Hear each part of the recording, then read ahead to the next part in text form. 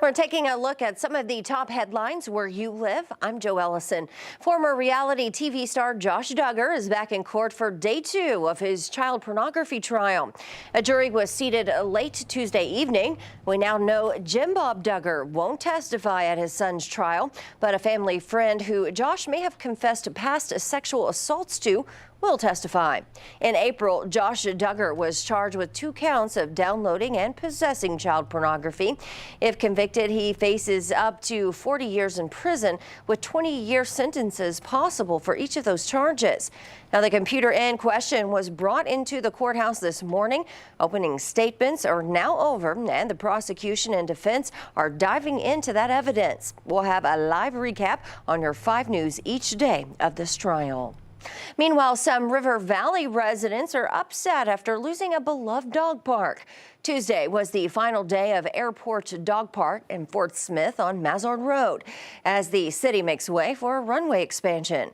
Back in June, the city announced it would be the home of a foreign military pilot training center. And in order for this to happen, the dog park near the airport had to close down. There's no clear timeline on when a group advocating for a new park and city leaders will find land to put a new dog park. That's why both the city and former airport dog park goers are asking people for their input. That'll be during Thursday's Fort Smith Board of Directors meeting at 6 p.m. Well, volunteers are prepping Christmas wreaths to put them on headstones at the Fort Smith National Cemetery. Every Christmas season, these volunteers bring a beautiful scene like this one right here to the historic land.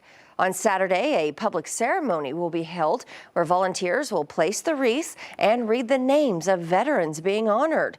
The public portion will get underway at 11 a.m. on Saturday.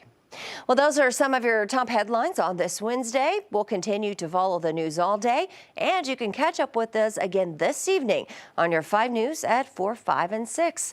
I'm Joe Ellison. Have a great day.